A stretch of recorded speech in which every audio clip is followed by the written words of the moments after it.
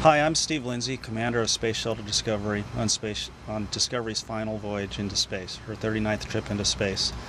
We've prepared a more formal tribute to Discovery that we will put together later.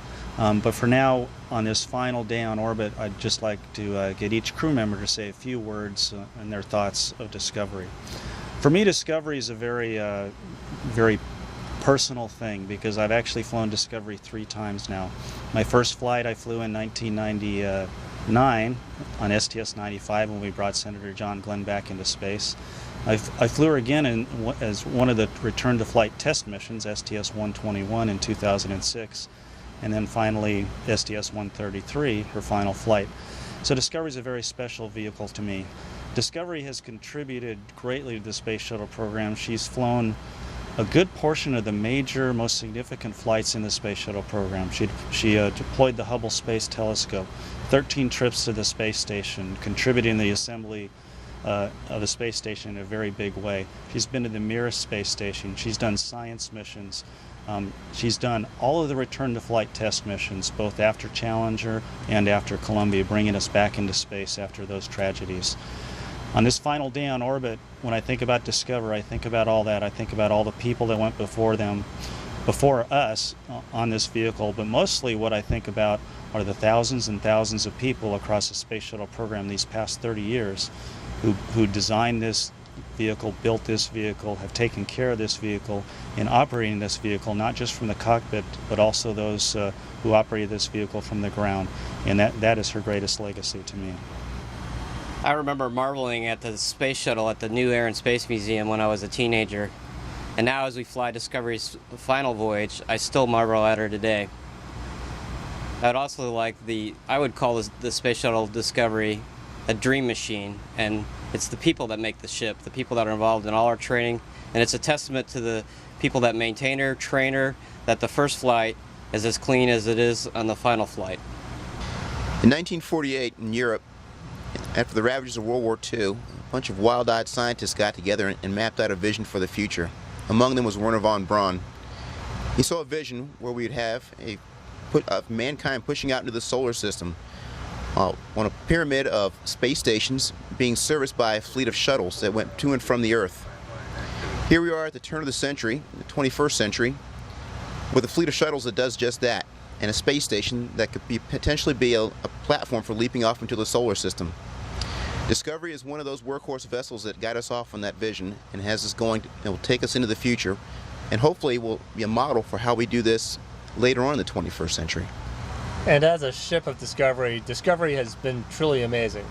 And I was thinking earlier, when we look back, even now at the shipwrights of the 19th and 18th century, and we marvel at the work they did, in the future, when we go back and we build another vehicle that's as capable as a space shuttle, we're going to look back at Discovery and the engineers, the designers, the people who maintain her, and we'll have to ask them how in the world they did that, because it's truly amazing.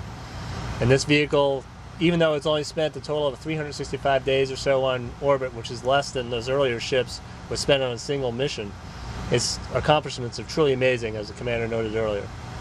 And so thinking about it and looking back, I'm just proud to be a part of this team and a part of this crew on our final flight.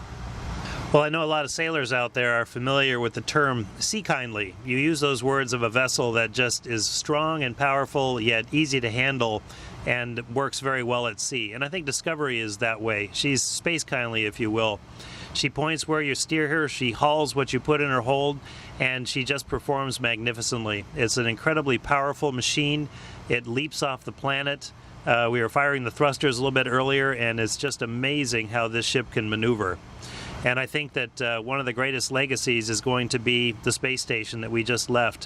When you look at the space station, you think, my gosh, that is so big. How on earth did we get 1 million pounds to orbit? Well, this space shuttle helped to get a lot of that mass up there.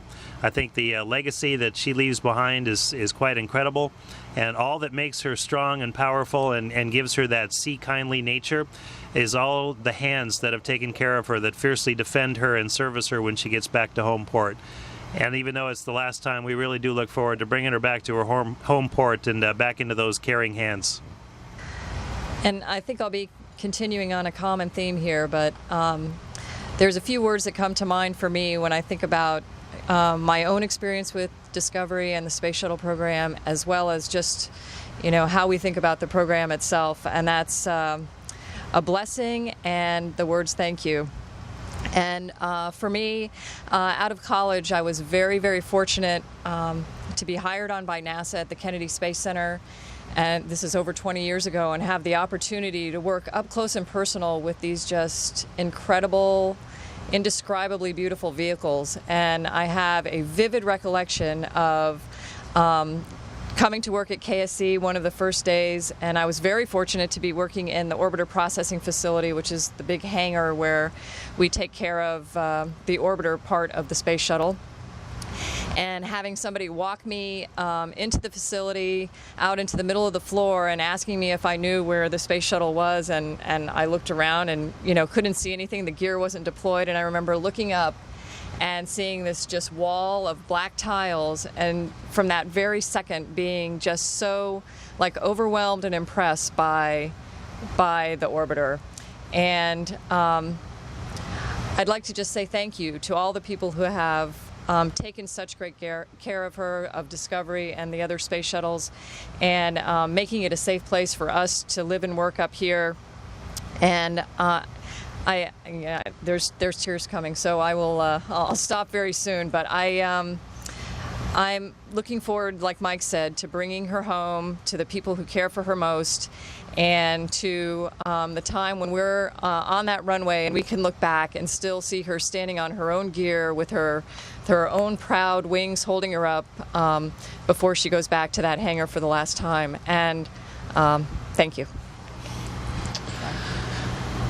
So after we bring Discovery home tomorrow, she's going to go through some decommissioning, and then she will go to a place of honor. It's a place where all the public can go see her, and hopefully see her as we saw her, as all those workers have seen her, as the engineers and designers and the operators from the ground have seen her as well. Discovery is a great ship of exploration, one that our nation should be very proud of, and I'm hopeful that Discovery and the other orbiters in this space shuttle program will continue to inspire the entire nation for many, many years to come.